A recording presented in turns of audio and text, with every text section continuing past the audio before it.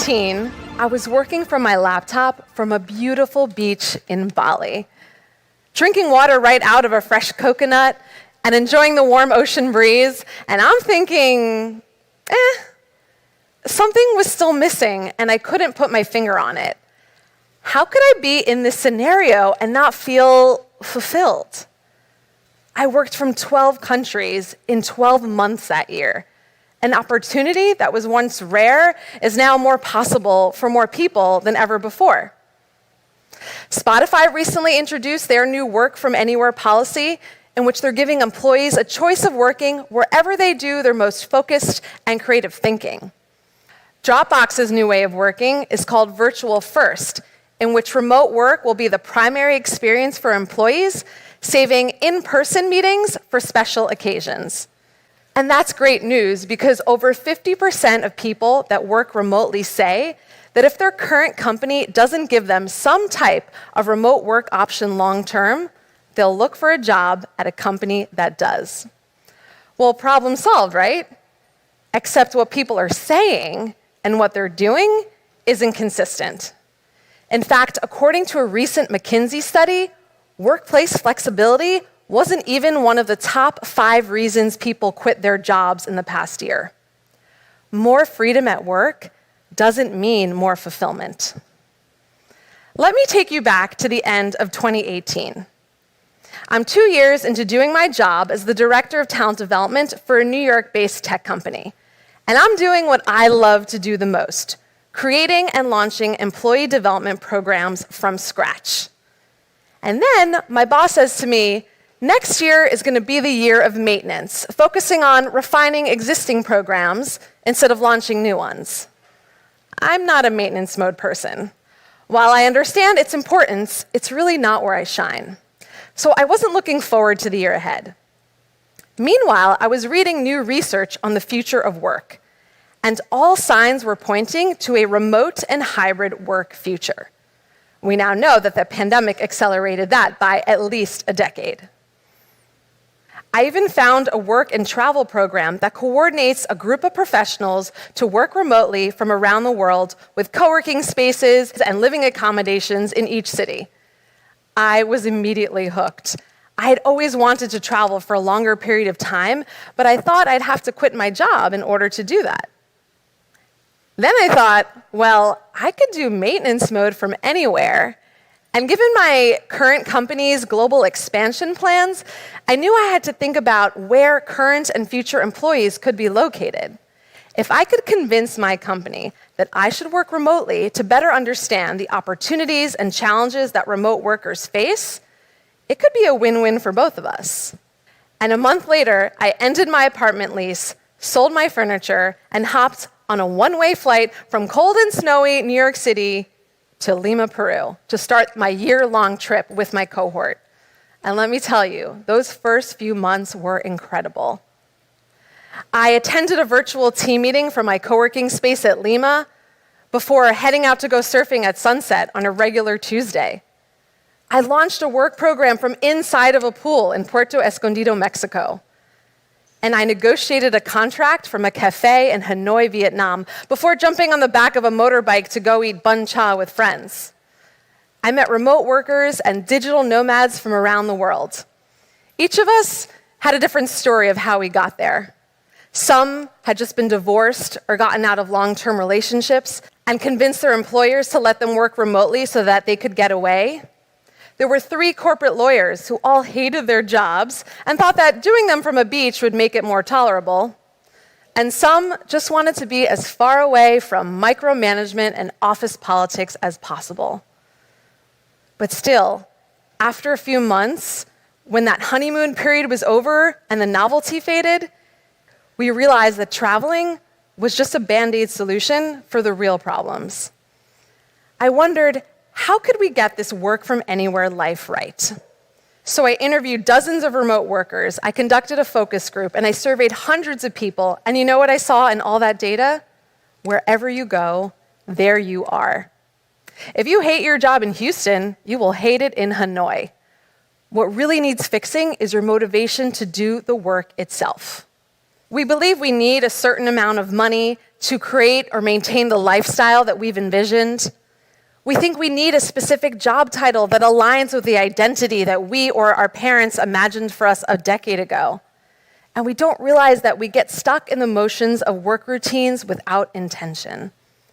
Minimizing these pressures around your money, identity, and routines, and focusing on opportunities for more growth, impact, and joy is the key to a more fulfilling career, no matter where you're located.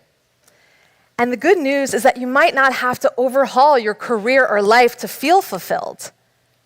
Esther Perel, world-renowned psychotherapist and couples counselor, says that in the West today, most of us are going to have 2 or 3 marriages or committed relationships, and some of us are going to do it with the same person.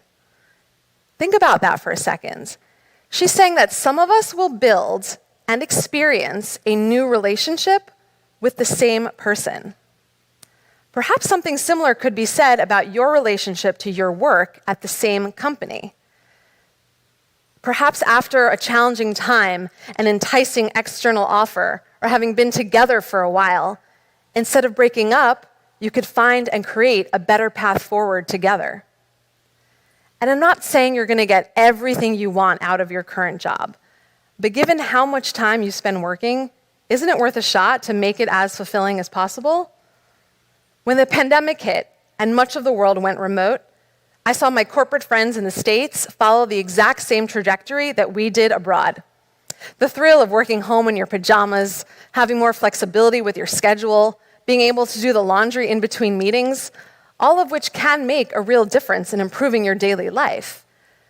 But still, once the novelty faded and the reality set in, people had to face whatever underlying issues they'd had before the pandemic started. When the perks of an office job were taken away, whether it was the free snacks in the break room, the water cooler conversation with colleagues, what people were left with was the work itself and their motivation, or lack thereof, to do it. And they began to ask themselves really important questions. Do I even like my job? Is this really worth my time? Is this what I want to be doing? And these are great questions to ask. The problem is, for way too many people, they thought they had to completely overhaul their career or life. More people voluntarily quit their jobs in 2021 than any other year in recorded history. They wanted a fresh start and a new beginning after a challenging time. Here's the kicker, though. Almost 50% of the people that did find jobs after quitting say that their new job has not lived up to their expectations. They found out, just like we did, in Peru, Mexico, and Vietnam, that wherever you go, there you are. Perhaps you could start the next chapter of your career in an organization that knows you, where you've built credibility and trust and a network, and where they'd be willing to let you try things you haven't done before. Now, I'm not saying you should stay in a toxic work environment. And sometimes you do need a larger scale change, like a new job or new career. But before you make a decision that you think will make you happier, I want you to consider that happiness is a feeling that doesn't last. It often is what we want in the moment and depends on external circumstances.